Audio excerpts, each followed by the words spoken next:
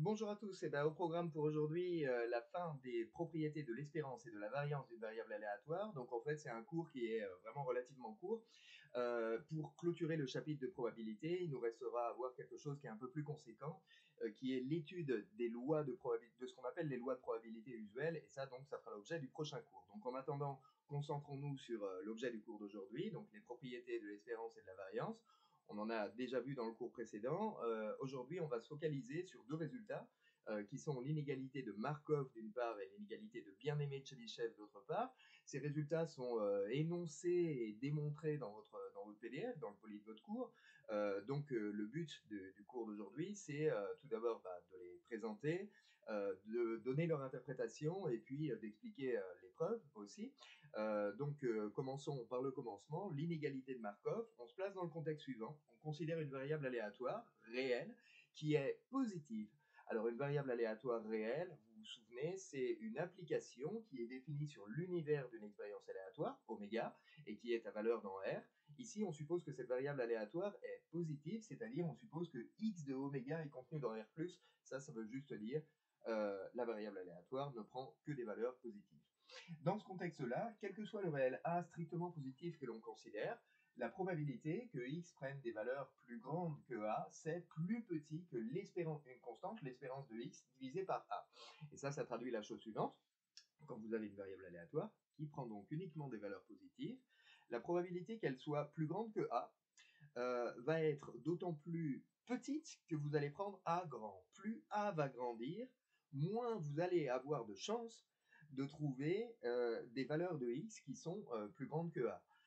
En effet, lorsque a va grandir, lorsque a va tendre vers plus l'infini, l'espérance de x sur a, c'est une quantité qui va être décroissante et qui va tendre vers 0 lorsque a va tendre vers l'infini.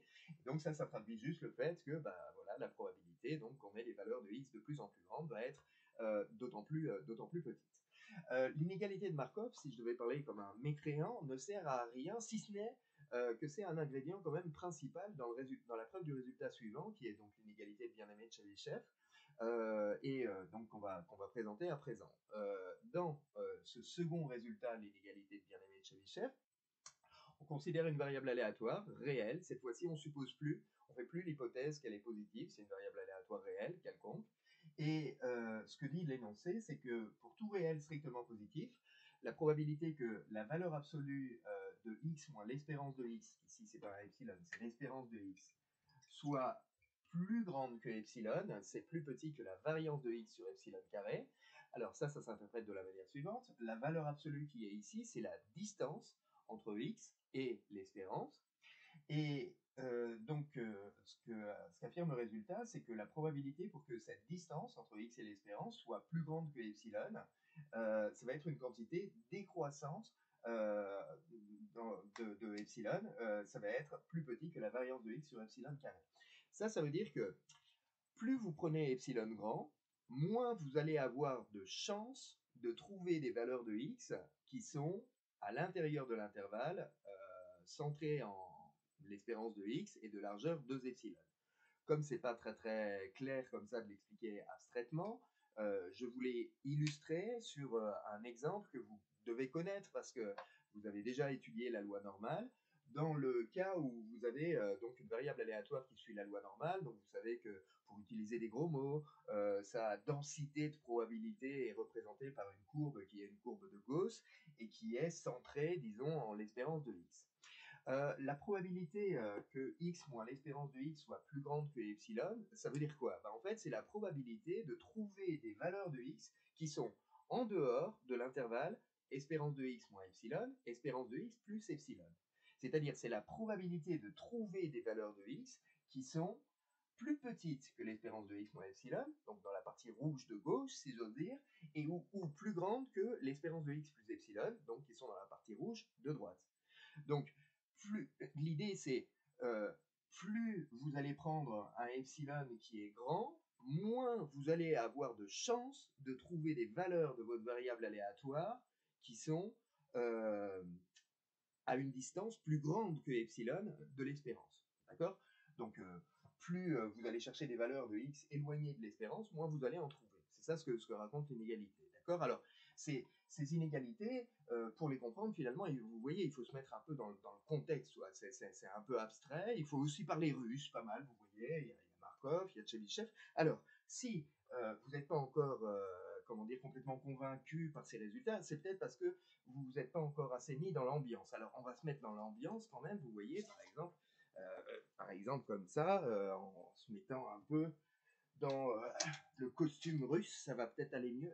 Si ça suffit pas encore, vous pouvez sortir des accessoires comme ça, par exemple. Vous voyez, là, ça va déjà aller beaucoup mieux avec ça. Et puis, si ça suffit pas, il y a encore la taille au-dessus, vous voyez. Et puis, alors, avec ça, cette fois-ci, ça devrait aller comme sur des roulettes. Donc, allons-y, mettons-nous dans l'ambiance russe.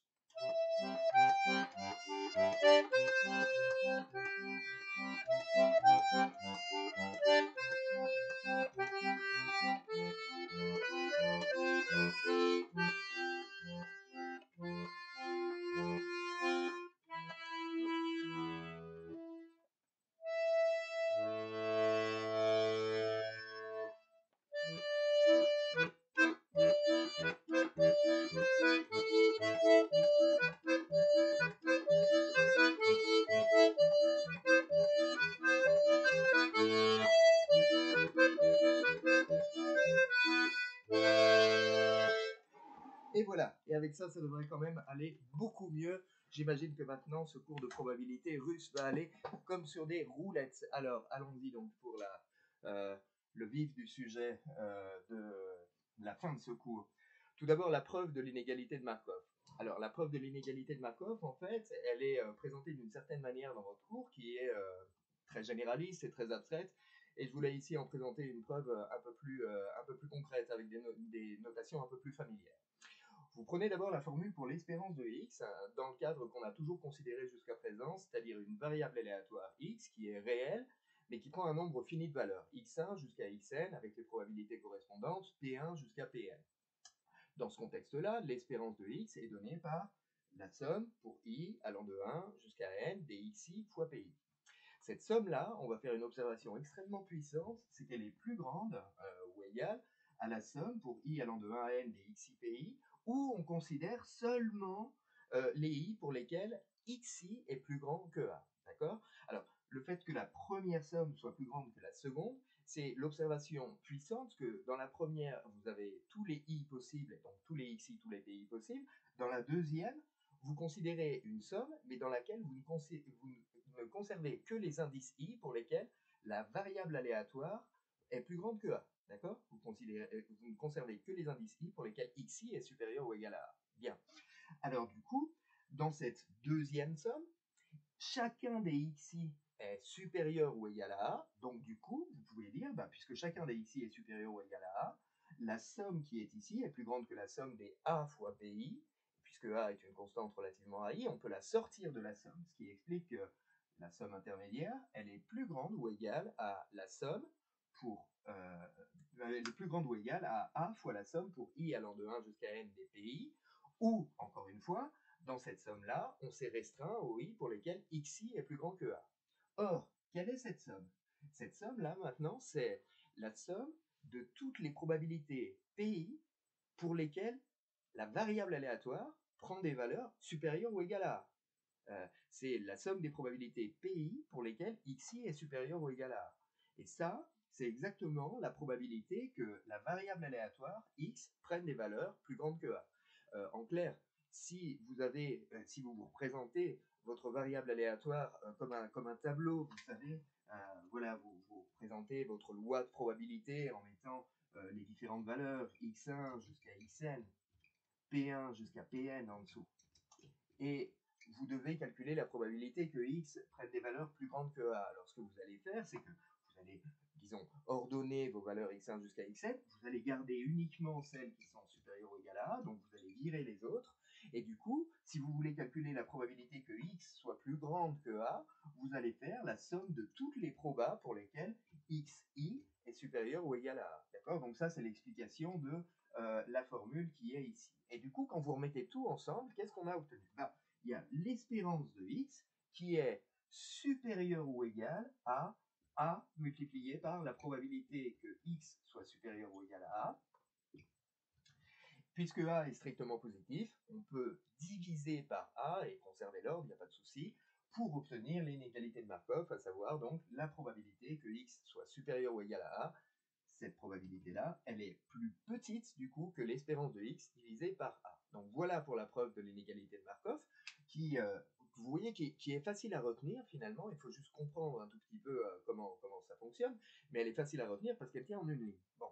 Et alors, comme je vous l'ai dit, donc c'est un ingrédient donc, essentiel, vraiment crucial, pour prouver l'inégalité de bien-aimé Chebyshev. Donc ici, ce qu'on va expliquer maintenant, c'est la preuve de l'inégalité de bien-aimé Chebyshev. Et je vais laisser délibérément au tableau l'inégalité de Markov pour pouvoir y faire référence au moment crucial qui ne va pas tarder à arriver dès que j'aurai fini d'effacer ce tableau. Bon, alors, allons-y. Donc, preuve maintenant de bien-aimé Chebyshev, enfin de l'inégalité de bien-aimé Chebyshev. Donc, allons-y. Donc, c'est la preuve, bon, je ne remets pas mes cueillets, donc du second résultat, cette fois-ci, l'inégalité de bien-aimé Chebyshev. Dans cette inégalité, on considère x qui est cette fois-ci une variable aléatoire réelle, mais on ne suppose plus qu'elle est positive. On prend un réel epsilon qui est strictement positif, on fixe epsilon qui est strictement positif, et on fait l'observation suivante. L'événement dont il faut calculer la probabilité dans l'inégalité de bien-aimé de Chebyshev, c'est l'événement x moins l'espérance de x, la distance entre x et l'espérance est plus grande que epsilon.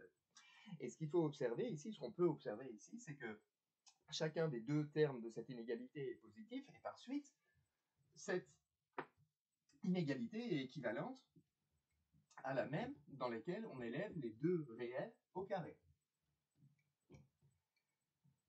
D'accord? C'est équivalent à dire que x moins l'espérance de x au carré est plus grande que epsilon 2. Alors évidemment, ici, on peut retirer les valeurs absolues, pour des raisons qui sont évidentes. Bon. Et quel est l'intérêt de ceci? L'intérêt de ceci, c'est que maintenant, x moins l'espérance de x au carré, c'est une variable aléatoire qu'on va appeler y, disons, et qui est une variable aléatoire positive. Positive. C'est une variable aléatoire qui est positive. Puisque c'est une variable aléatoire qui est positive, on a le droit de lui appliquer l'inégalité de Markov. Et donc, on ne va pas se gêner pour le faire. Donc, du coup, d'après l'inégalité de Markov, la probabilité que y soit plus grande que epsilon est plus petite que l'espérance de y. La probabilité que y soit plus grande que epsilon carré, ça serait bien si vous n'oubliez pas le carré, elle est plus petite que l'espérance de y sur epsilon carré. Or, en vertu de ce qu'on vient de raconter juste au-dessus, en vertu de cette équivalence, la probabilité que y soit plus grande que epsilon carré, c'est la probabilité que x moins l'espérance de x soit plus grande que epsilon. Et donc cette probabilité-là est plus petite que l'espérance de y sur epsilon carré. Et voilà donc pour la preuve de l'inégalité de bien-aimé Chebyshev. Ah bah oui, non, il manque un truc en fait. Ce qui reste à établir, c'est que l'espérance de y ici, c'est la même chose que la variance de x, puisque dans l'inégalité de bien-aimé Chebyshev, le terme de gauche, c'est bien celui-ci, il n'y a pas de souci. Le terme de droite, c'est la variance de x sur epsilon carré.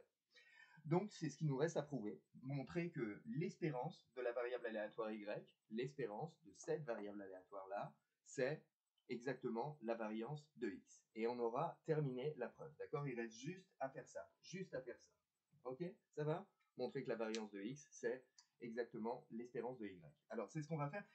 J'insistais là-dessus parce que je vais devoir me faire un tout petit peu de place sur le tableau, donc je veux que vous ayez bien en tête qu'on aura vraiment gagné à partir du moment où on aura prouvé que l'espérance de y et la variance de x, c'est la même chose. Alors, allons-y.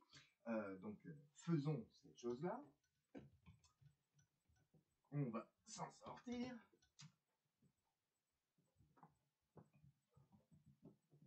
Hop là. Et voilà. Donc, fin de la preuve. On calcule l'espérance de y. L'espérance de y, c'est l'espérance d'une variable aléatoire qui est x moins l'espérance de x au carré. Ceci, ça se développe. Donc c'est l'espérance de x carré moins 2 l'espérance de x multiplié par x pour le double produit, plus l'espérance de x au carré. Ceci, on peut utiliser la linéarité de l'espérance. Vous vous souvenez, l'espérance de ax plus b, c'est a fois l'espérance de x plus b. Bon, disons que c'est ce qu'on utilise ici pour pouvoir dire que l'espérance de cette combinaison linéaire, ça va être la combinaison linéaire des espérances. En clair, on va pouvoir écrire ça.